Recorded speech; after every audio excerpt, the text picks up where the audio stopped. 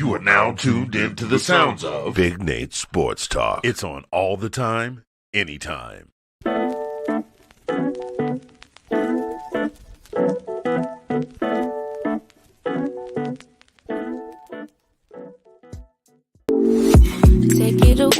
Take it away, feeling too good to me. Chilling all day, all in your space is where I wanna be. Here in this room, what did you do? I just can't get enough. Too caught up in your love. I've been trying to forget, but you won't let me. Something in my brain wants you. I've been hanging by myself, asking for help, but nothing seems to work on you. Yeah, you always make me feel like home. Yeah, you never leave my thoughts alone. Yeah, you're the reason I'm going out of my mind. I just can't stop thinking about you.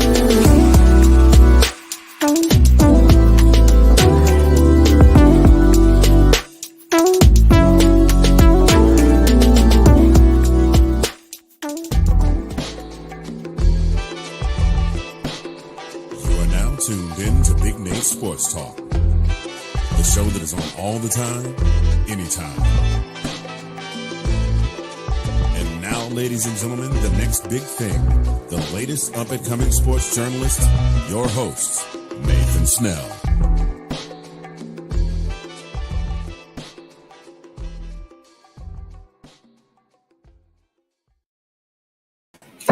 Thank you, Mr. Anthony Handy, for that lovely introduction. Good evening, ladies and gentlemen. It is your host, Nathan Snell of Big Nate Sports Talk Podcast. I hope you're all doing well. Hope you're all staying safe.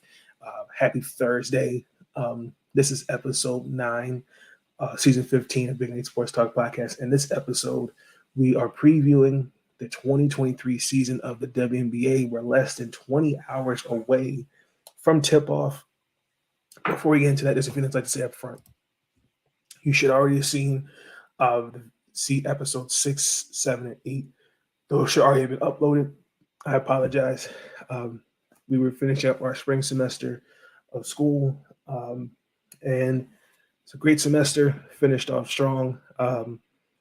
This episode is being recorded. This episode will go up first thing in the morning.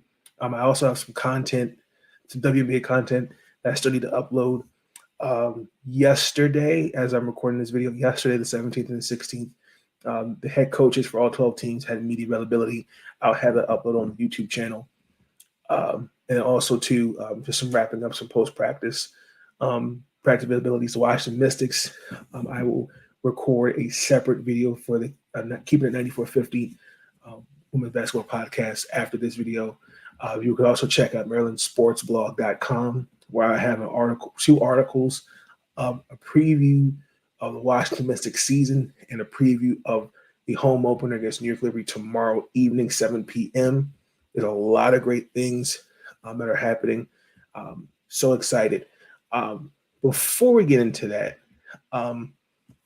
just want to just start off by saying it was a tough preseason. We saw some great players, unfortunately, cut. I counted as of this video being recorded, I think we're now at 70 cuts from all 12 teams. Let me start off by saying this, and it's not the end of the world.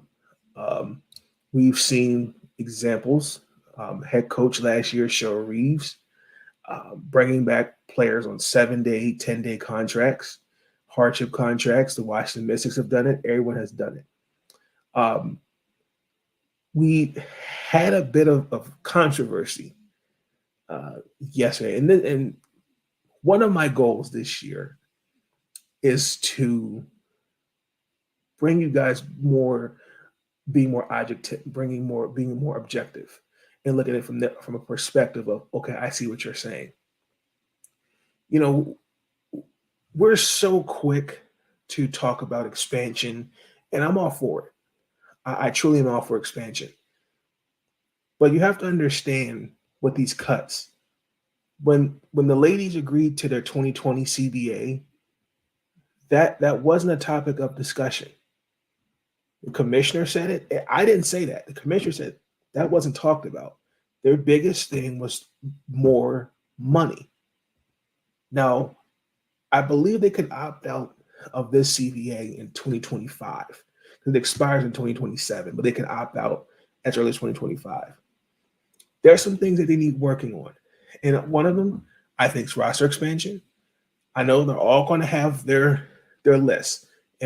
But my point is that all the talent you saw getting cut, I think all bring a different talent or skill to a WNBA team. When we're talking about expansion also too, I need also everyone to keep in mind, expansion means you're not going to get the best players. You might get mid-tier bench players, vets. Because your team for a couple of years may not be successful. So when we talk about expansion, we also have to understand it from that perspective. But yesterday, former LSU point guard Alexis Morris, not the first time she's tweeted something controversial, basically put out a tweet saying that, they need to cut the vets. And you have to understand, those vets that she's talked about work their ass off to get where they're at right now. Now,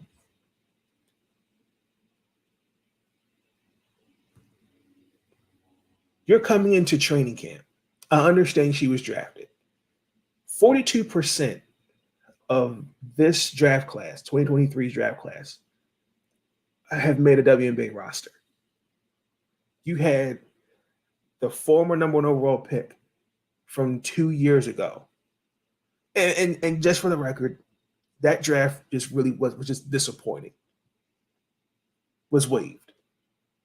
The 10th overall pick for this past draft was waived. When you are coming into camp, it's something about your game that has to stand out from others. When I watched the Mystics, watching the preseason games, there were some players that stood out that I was hoping would make the team, but I know down the stretch, we may call one of them back again. But the biggest thing is there's certain things, and I'm learning this myself. The great Herm Edwards once said, "Don't press send." You can't tweet things like that because vets are going to remember that. But also, too, in the meantime, Cheryl Reeves, she's had conversations with younger players. Unfortunately, I thought the way she fell in the draft, Bria Bill. There's things that she's wanting, that Coach Reeves has recommended she works on. And there's no shame in telling players that. Hey, and staying by your phone. You make it a phone call and saying, hey, I need to probably bring you in for 10 days. I might need to bring you in for the rest of the season. Players have to keep that going. Biggest example of that is Rashonda Gray. I can't tell you where Rashonda Gray brings a type of energy, but even though she's bounced around a couple teams, she's always ready to go. That could be the same thing for Alexis Morris. And I just thought the way she handled that was just piss poor and not taking any accountability. But I just wanted to get that off my chest. Because I was just very disappointed. And, you also had LaDasia Williams. She was also cut. It's 144 spots, and you have to earn it. It's not given to you. And that's not just with the W. That's with sports. I feel like with some athletes today, they feel like there's a sense of entitlement. Like, no, I should be guaranteed a spot, and it don't work like that. But as we're at the 2023 season, we're in the year 27. There's some things that I'm liking. I'm seeing progression with the league. First and foremost, the TV deal with Ion. I think that's big. We're going to see more televised games. Amazon Prime, for example, for example, the Washington Mystics to get a pregame and a postgame. Have not seen that before. I'm excited for that. The Commissioner's Cup still going to be on Amazon Prime. There's a lot of things I'm seeing with the league. I'm seeing the growth. We need to continue to invest by watching the games, going to a game. I tell people all the time, you don't have to get season tickets. Just one game. One game makes a true difference. Look at the amount of support with this past March Madness. I'm already seeing what this season could look like for a lot of WNBA teams. And let's give Kathy Engelberg some credit. It's slow, but there is progress. And I'm already kind of starting to get an idea of the numbers of what it could be this year. And they're starting to get some things right. There's still some things that need some work, but I'm starting to see some progression this season. But with this season, we've added 40 games. We're still in the midst of a FIBA year. Kind of concerned in terms of this year, because now it's 4 extra games. I think those 4 games could be a swing. It could be a swing in either way. When you look at a team like Indiana, for example, that could be 2. I don't really see them. I see an improvement in the wins category, but there's still a couple years from being a contender. Chicago, I think, losing 80% of their starters to free agency. It's going to be curious of watching them. Dallas, Tierra McCowan will be with them for the first 4 games, but then has to go back overseas because of the commitment she made. That's going to be interesting. And Diamond DeShields is going to miss an extended period of time due to a knee injury. So I'm curious to see how that will all look. But let's get into it. So how I'm doing it, I'm doing through 12-1. I'm starting it as almost like the ranking. I'm going to start with Indiana Fever. I think it all started last year with Lynn Dunn and the job that she did coming in and rebuilding. To me, I feel like this is going to be their 3rd consecutive season, unfortunately, at the bottom of the standings. Like I said, this is just a work in progress. To me, the franchise did a fantastic job with this draft. Past draft, it starts with Leah Boston. I think she is a franchise changer. I think she is obviously the person you want to build around. She already know what she can bring coming out of South Carolina. She can impact the floor on both ends of the floor. There is still, to me,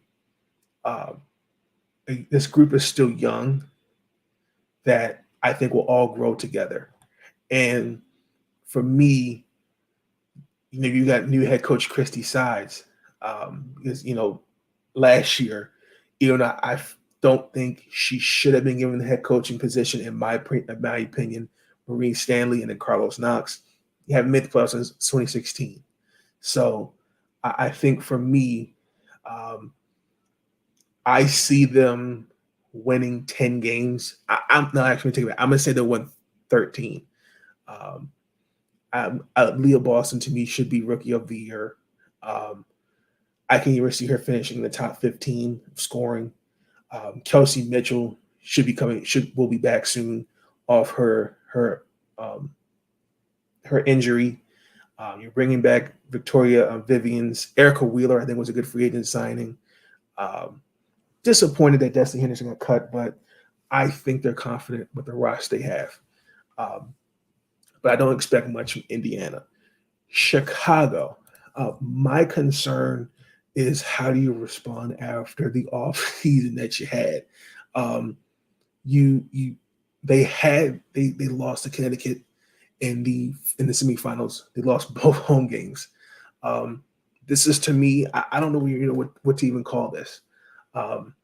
Now it's clear that the franchise is clearly around Kalia Copper. This will be her 7th year, former Washington Mystic.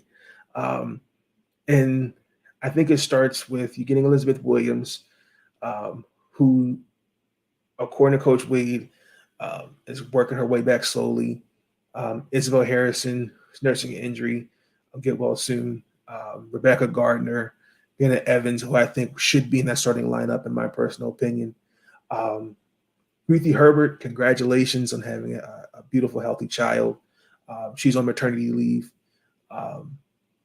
She probably won't be back until maybe towards after All-Star break. I'm just guessing. But for me, I just think that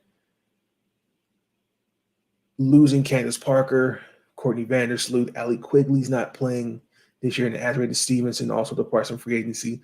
I'm curious to see how Kalia, Marina Mabry, I think, was an interesting pickup in the signing of Courtney Williams. I'm curious to see how that'll look. And it's actually interesting to see Kalia Copper and Courtney Williams, because we all know we have the memorable moment where both of them wouldn't let go of the ball in the final minutes of that game. And I still think they can actually make some noise.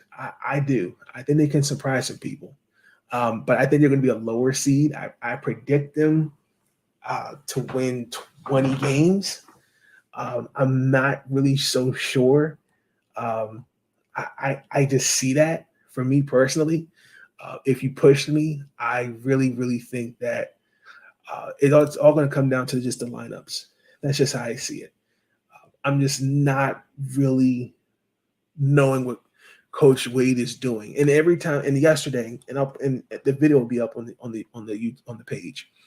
But every time you ask him a question, he can get a bit sensitive. And yes, some questions may not be the best question, but sometimes I really, really kind of question the roster moves because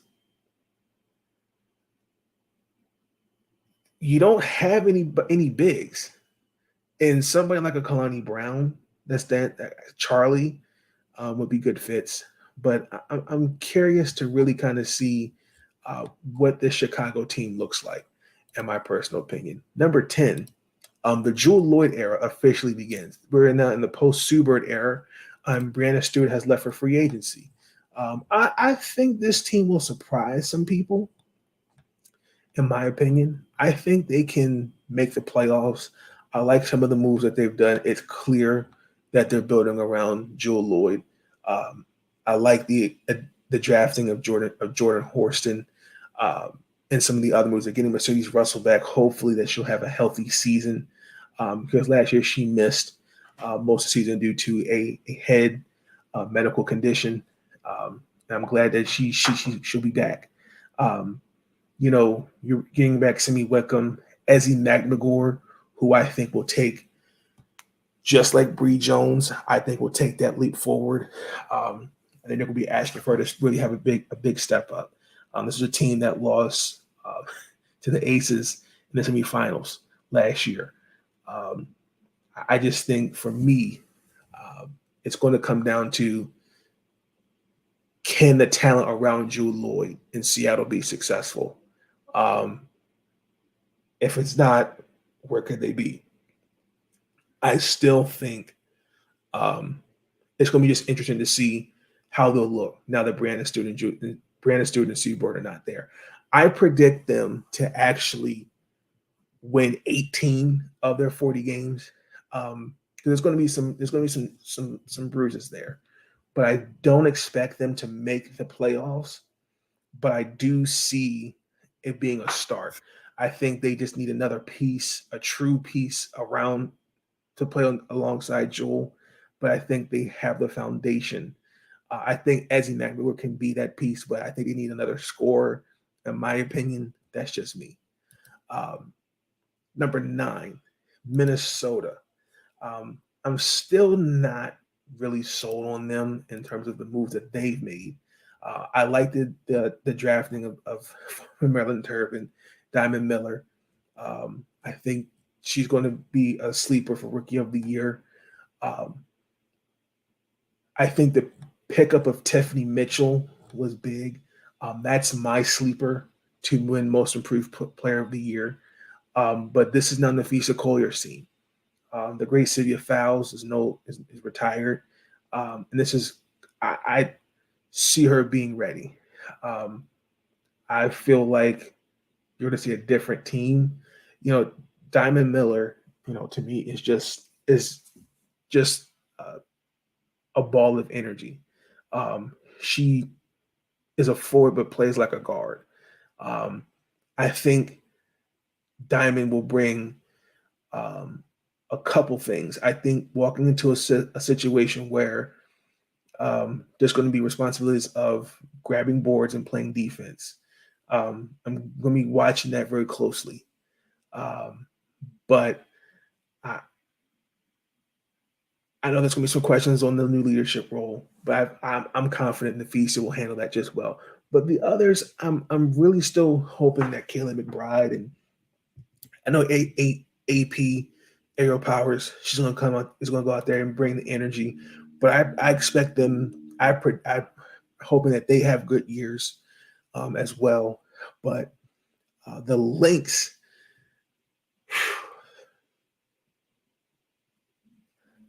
I'll give them 20 games. I saw they'll win 20.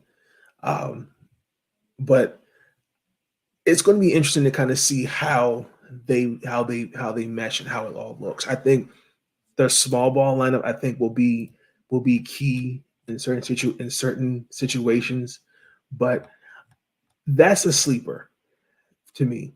That's a sleeper. Number 8, Phoenix Mercury. Welcome back, BG. Um, after a year being wrongfully detained in Russia, there's a lot of motivation there. Skylar Diggins is on maternity leave. Um, Dinah Taurasi, we all know she's coming back. They also re-signed Sophie Cunningham. Shea Petty's coming back off an injury. They're bringing and they also are bringing the 2021 Rookie of the Year, Michaela Onyeweide. I thought the pickup of Mariah Jefferson was a good signing. Um, they've sprinkled in some talent. Um, I just think this team is it's either make or break because 2 years ago I thought they got to the finals, and I'm just concerned about the health of this team. Um, I just think it's going to be interesting to see how they look on the floor. I think they'll gel. That's not the problem. But I just think my question is, can everybody stay healthy? Is the question. Shea Petty, I know, is going to work her way back. Skylar Diggins, will probably missing a good chunk of the season due to maternity leave. So I expect Megan Gustafsson, who I think had a great EuroLeague overseas season. Look for her to have a big role this year. Shea Petty, I already said Shea Petty coming off an injury. She's working her way back slowly. Sophie Cunningham, and Michaela Onyeweide, I think they're going to be looked to be asked to score more. I predict they'll win 23 games. I think they'll make the playoffs. I'm going to go on a limb here. Brittany Griner will be in the MVP conversation. Guaranteed. Just my concern is just staying healthy. That's everybody, because they're realistically one injury away from missing the playoffs. Number 7, the Los Angeles Sparks. I'm curious to see what this team looks like. It still has Derek Fisher's fingerprints on it, but now under new head coach, the great Kurt Miller. This is a sleeper team, in my personal opinion.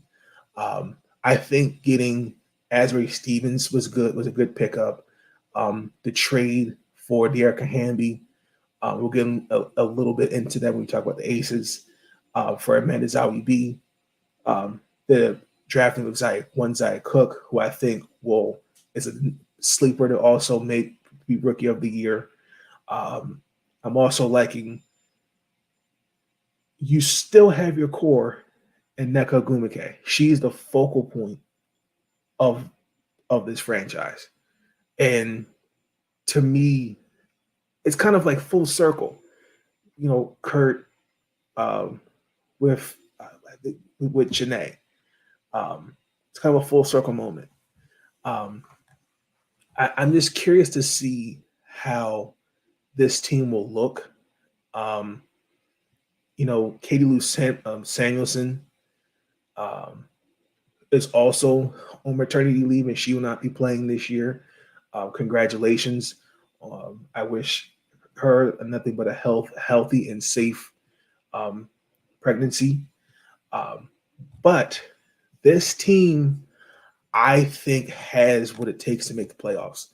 I'm just curious to know what that lineup is going to look like, because who's going to be the point guard for me? Jasmine Thomas, who's also now Los Angeles Spark, will be out for a little bit. Asbury won't play tomorrow. Jasmine won't play tomorrow. Someone else won't play tomorrow. I'm just curious to know who's going to be the point guard for this team. But I'm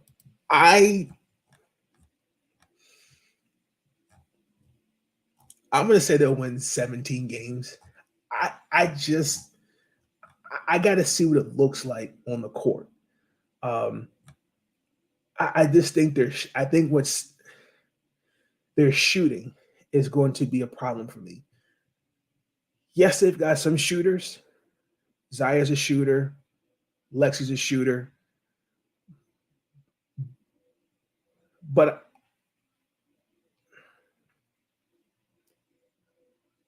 where's it coming from? And then on top of that, like De'Arica and Azrae, their paint defense is not all that spectacular. And even though I think they're both very versatile, they can defend multiple positions, I just think their paint defense at times can be really interesting. But I just think it's the shooting. That's the issue for me. The wild card here. But before we get into that, well, let's talk about them. The Dallas Wings. This is the wild card. This is actually my sleeper to get to the conference finals.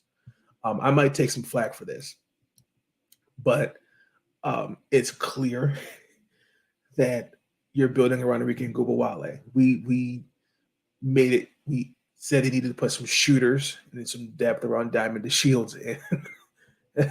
They did everything that, including the kitchen sink. Not really feeling the cutting of some of their players, particularly bigs, now that Tierra will be out for a short period of time. This is a youthful movement. This Dallas Wing team is very gritty. I'm curious to really see Veronica Burton take a step forward. I think she's going to be the playmaker. Now that Isabel Harrison's not there, I'm looking for Terry McCown. Terry McCown is my Defensive Player of the Year as well, candidate. I'm just a little concerned. I'm looking at the others. Setu Sabli. Can she stay healthy? Because this is going to be her final year before she goes into free agency. Maddie Segrist. Can it transition from Villanova? And again, you've got to develop your players. Charlie Collett, let's talk about it. Charlie,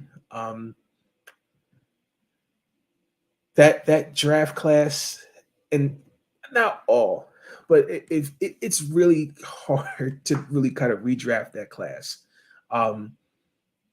Charlie is a good basketball player. The biggest problem is Dallas just didn't develop her. And I think a change of scenery is needed for her. I'm surprised that they cut her, even though they knew Tiara was going to be gone, and they knew with the diamond injury. That's weird to me.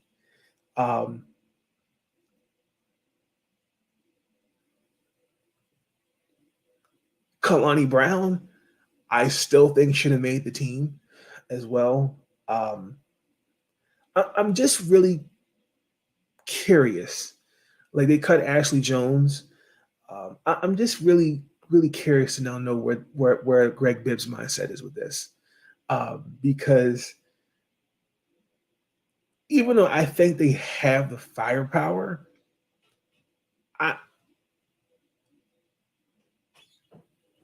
I'm just curious to see what it will look like when Tiara McCall, what it's going to look like without Tiara not there. I mean, they did a lot to replace 3 of their top 5 leading scorers. I think Latricia Trammell will do good things, but I think it all depends on just I think being consistent. I predict them to win 25 games, and I think they make the playoffs. But I'm curious to see what these first few weeks of the season will look like for Dallas. Let's get into the sponsor of Big Nate Sports Talk Podcast, and that is Zagnif Apparel. Ladies and gentlemen, do you want to dress like you're famous? Well, then you can check out Zagnif Apparel, where you can and you will dress like you're already famous. The following is a presentation of Zagnif Productions, LLC.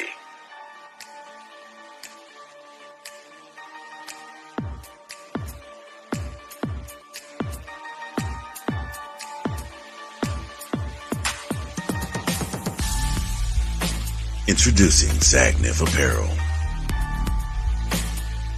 Our comfortable line of leisure wear and athletic wear will have you comfortable and stylish at any occasion. Whether you're at the gym, out shopping, or just relaxing at home. Whether you're an athlete or just want to lay around the house, we've got the perfect outfit for you. Stop by our website today and pick up your favorite pieces.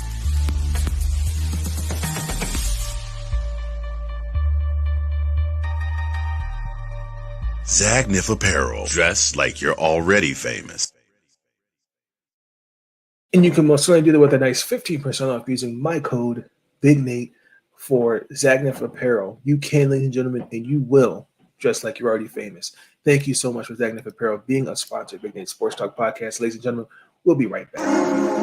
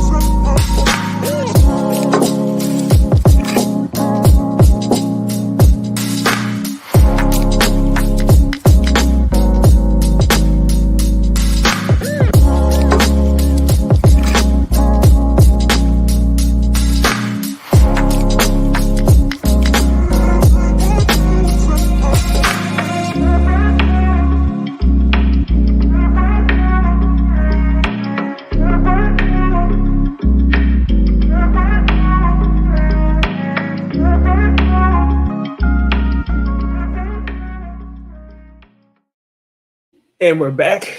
Number 5, I predict them to make the playoffs, and only reason because the draft pick that we have to hope they stink. For some context, the Washington Mystics. I just don't get it. When we traded Stephanie Soares to Dallas, we also had Atlanta's first round pick, and we have to hope that they stink in order to be a lottery pick, and I don't predict that to happen. Ryan Howard will be in the MVP conversation this year. Guaranteed.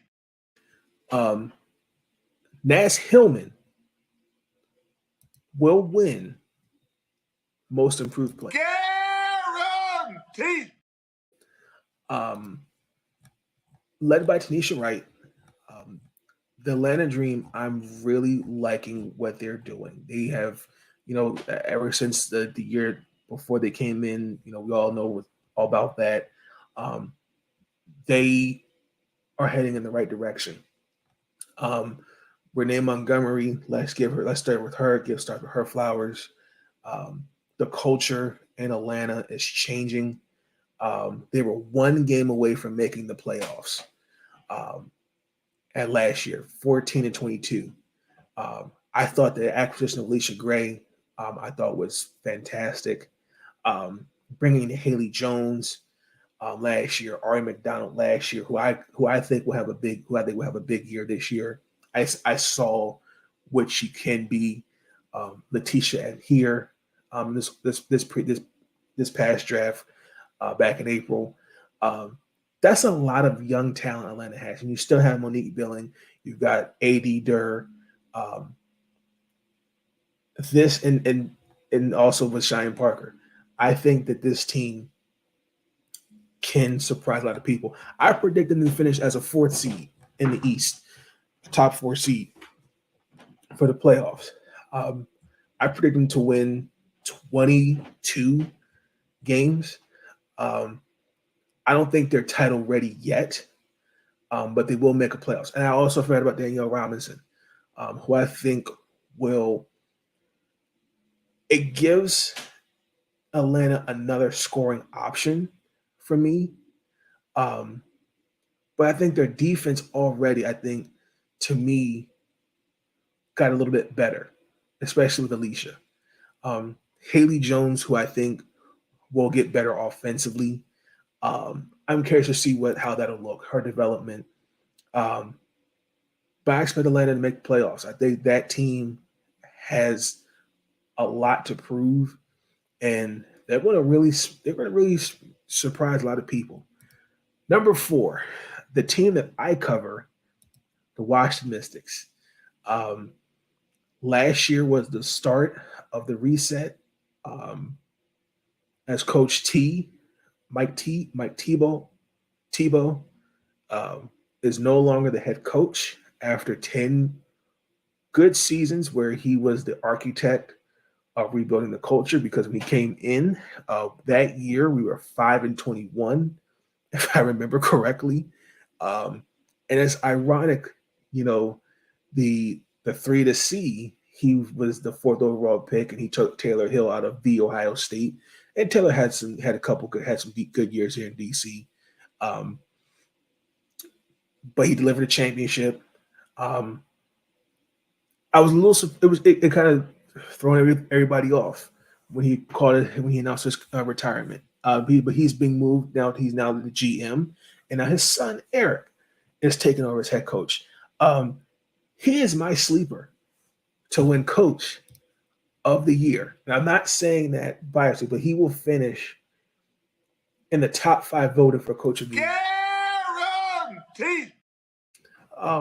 The one thing what I like about this Washington Mystic team, you still have your core in Ariel Atkins, Natasha Cloud, Elena Deladon. You lost, unfortunately, Alicia Clark to free agency, but you signed Brittany Sykes, who to me, from what Mike was saying in the offseason, he's looking for shooting. And when she was signed, I was very hesitant of that. But I see where I think it'd be a good signing.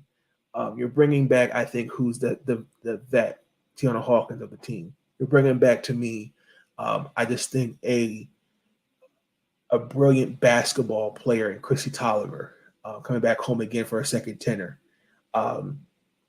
And it rounds out with Shakira Austin, who I just, watching her last year, seeing some games this past overseas season in Israel, I just see growth in her. I'm curious to know what they're going to do with Maisha Hines-Allen in terms of role. I think she's going to be coming off the bench.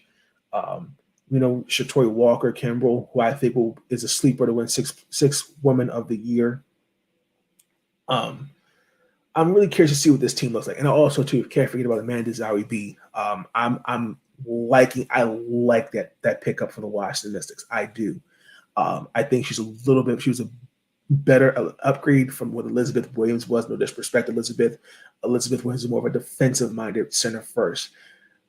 We can get a little bit more shooting offense out of Amanda. She showed that in New York, and then she showed a little bit of that before Derek Fisher, which is being Derek Fisher in Los Angeles. But my concern is the shooting in terms of it. You didn't come in with a draft pick. I think their defense is going to be the key. I still think they're always going to be a defensive team first. But their shooting will surprise many people. They've very high optimism. Elena says she's, feeling great. She's changed her shot, all those things. She said, and I quote, doesn't intend to miss any games of this season. I just think for me, it just comes down to just seeing what it all looks like all together. But I do predict them to get, this might surprise some people, the Washington Mystics will get to the conference finals. Guaranteed.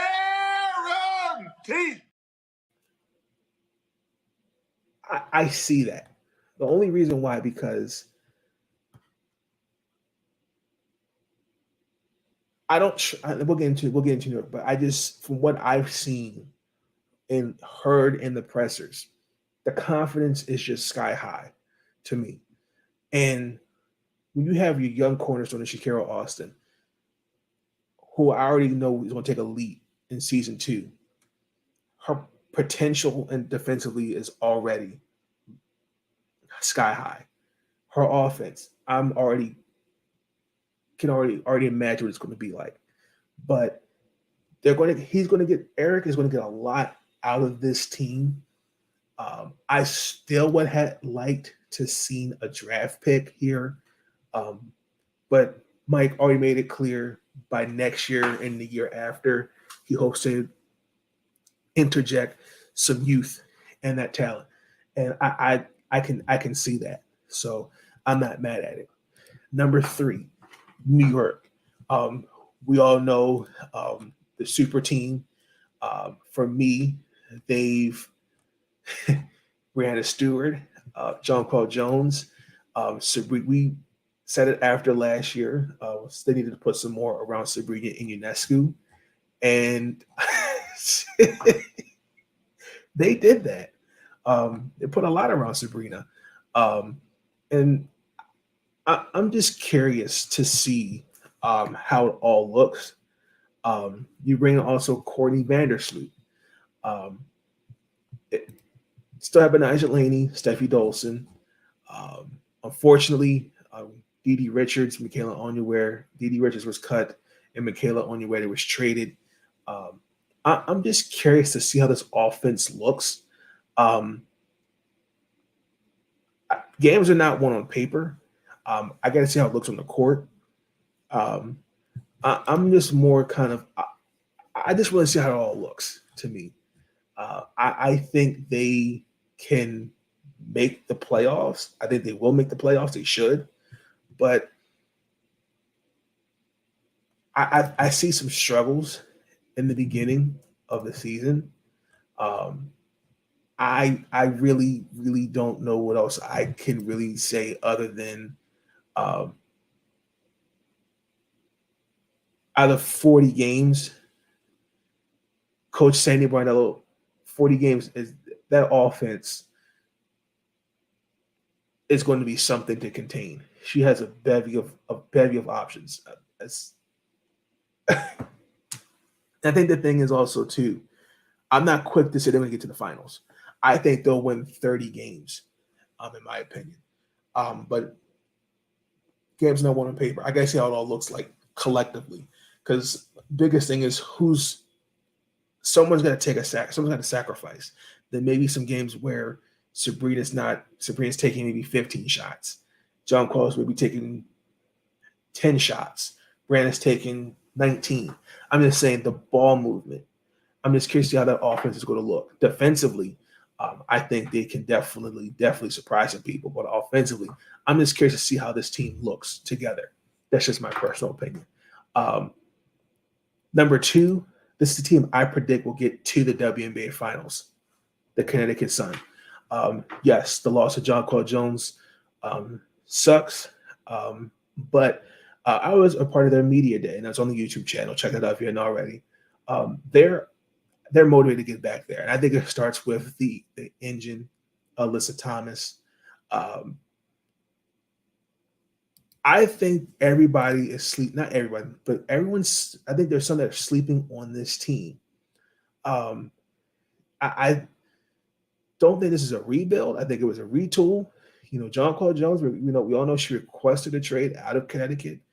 Jasmine Thomas was traded to Los Angeles. Kurt Miller, they parted ways with him. They're bringing in Stephanie White, who coached Indiana Fever for 2 seasons, who's a veteran of this league. I thought the biggest move was re-signing Breonna Jones, who I believe will take now the floor opens up for her, and I just see her game blossom even more. I'm going to go on a limb here. Breonna Jones will be in the MVP conversation. Guaranteed. Alyssa Thomas will also be in the defensive player of the year conversation. Guaranteed. I also too think signing Natisha Heidemann was also good. I thought the pickup of Tiffany Hayes from Atlanta was a big pickup for the 6th overall pick, especially now that they're going to be a backcourt where it's going to be defense. And then DeWanna Bonner, who said in the media day she didn't have she had a down year. This is the last year of her contract. She's going to be, to me, an instrumental piece for their success. I'm going to go out on a limb here. I think that the Connecticut Sun can do it. I think they're going to get back there. I'm not like everybody else who John Paul Jones is not there, and I think for me, you getting a Ty Harris. I think they have depth. That's something that they also lacked last year. They have the piece to compete. They will win 32 games. It will get to the conference final. Guaranteed. And then lastly, number 1, the defending champions, Las Vegas Aces. Let's just get it out the way. Becky Hammon has been suspended for 2 games because there was an investigation done by the league. It started as early as last year with Erica Hamby stating that there are some things that happened. She was bullied, she was harassed, and some other things that occurred because after the championship parade, she announced the pregnancy of her 2nd child. Congratulations, De'Erica. Got to see some snippets of her baby at their media day, not in person, but on social media. And the investigation came back and said that there was texts, there was emails that was clearly a workplace violation. Because of that workplace violation, the Las Vegas Aces don't have a draft. They don't have a draft pick, 1st round pick for next year, but they lost their 1st round pick for 2025. In the media call yesterday that will be uploaded on my YouTube channel, how can I say this without being... At the start of the call, she was not the first to go. It was Kurt Miller. There was about 30 of us on that call. When it was time for Coach Hammond to speak, it was about 70 to 80, about between 70 and 80 people on the call. And the first thing they had to do was give an opening statement talking about, her thoughts and everything. This is my opinion. I can't give an opinion because I don't know what was said. There's 3 sides to every story. There's the Erica side, there's Becky's side, and then there's the truth down the middle. We don't know what was said. I feel like personally this was a separate issue I think when you look at it, could it have been handled better? Yes, I agree with that. However, I think we're also kind of losing the mix of this is a business. Like, yes, Dearica said it in her introductory press conference with the Sparks. She laid it out on everything. How she been working out. She would be better to get back by the start of the season. She just said it in the Sparks media day. They cleared her at 4 weeks. She's ready to play. But I just think the way it was handled, and she took a pay cut. Now,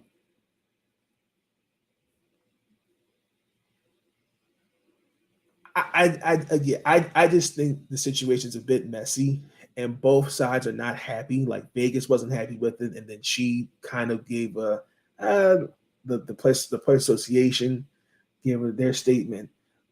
She's just like she's ready to move on from it and get ready for basketball, get ready for the season. But I understand it from a person. I will say it could have been handled better. I will say that. But I don't know. We don't know what was said in those emails or text messages. See, there were 33 people. We don't know who those 33 people were. All I know is it could have been the janitor who opens the building. We don't know. But my only issue with it is I think it takes away the focus of this team to me, because I think they're going to get back to the finals. I think they can win. I think they're going to be champions, in my opinion.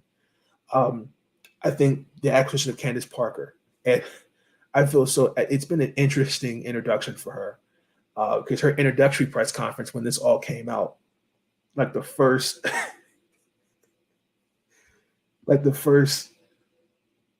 30, 40 minutes of it was trying to ask front office questions with Dearica.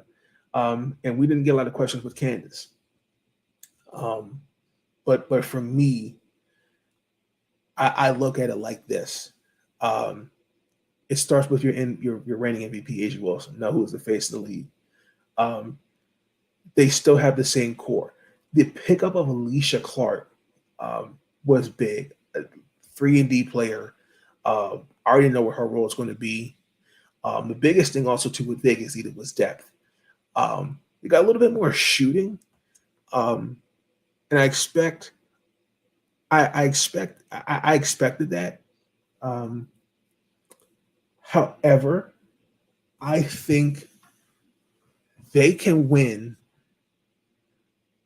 34 games. In my opinion, I think they can.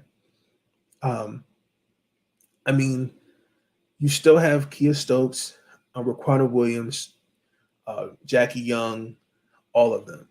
I just don't think no one's touching them. I think they are the team to beat. And to me, last year they led the league in points per game, field goal percentage, their offensive rating, and they won 26 games. And you add 4 more. The issue is just that they're just depth on the bench. But now you have two former MVPs on your team. There's no stopping that. So for me, I think they'll win 33 games. But I think this is going to be a great season for Las Vegas, but for the league period. I think this is going to be a great year for everybody. I still think, for me, it's going to be the Aces in the Storm, the Aces in the Sun, round 2 in the WNBA Finals. Guaranteed. I think Connecticut is playing with a lot of emotion. I think they were this close. They were close to winning. But the biggest thing was just the shooting and just no depth last year. That hurt them. Too early to give predictions, but in terms of who could be a potential final, but I just see those two to me getting back to the finals, in my personal opinion. Commissioner's Cup, this might be a surprise. I'm going to say the New York Liberty will win the Commissioner's Cup. Where's my clip? Guaranteed. On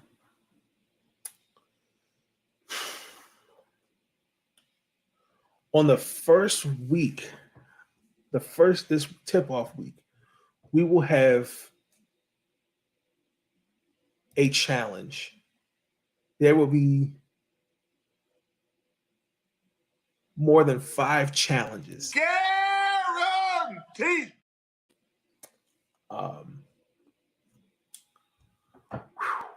Let's go. Let's see. There will be more than 2 buzzer beaters. Guaranteed.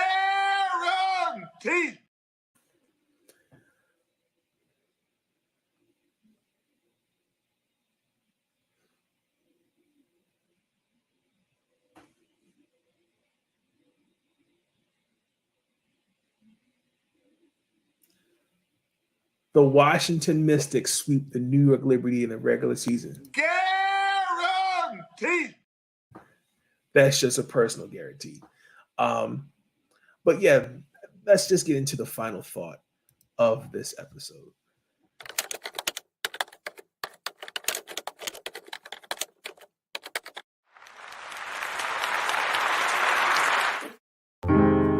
Thoughts are running through my mind. Someone took some time to find a minute or two to organize them. The final thought.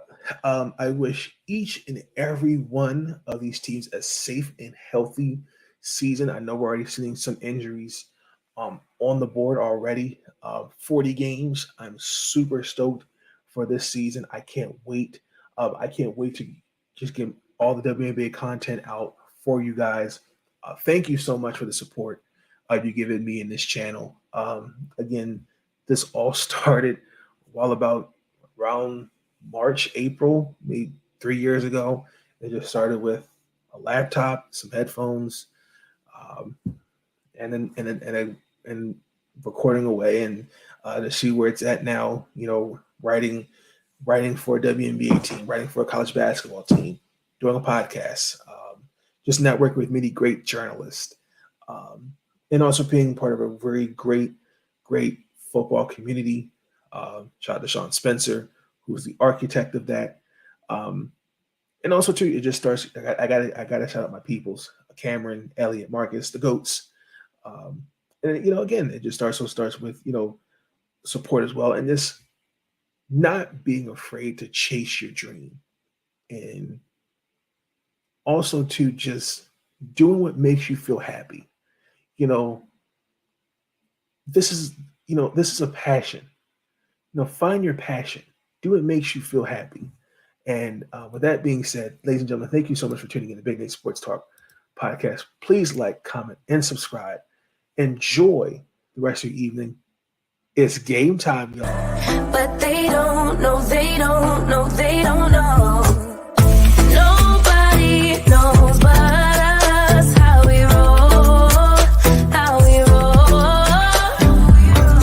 Nobody knows what we got but us, but us. Let them keep talking, let them believe that they know, 'cause they don't know, they don't know, they don't. Let them believe that they know, 'cause they don't know, they don't know, they don't. Let them keep talking, they don't, they don't, they don't. How we roll. Let them keep talking, they don't, they don't, they don't. How we roll.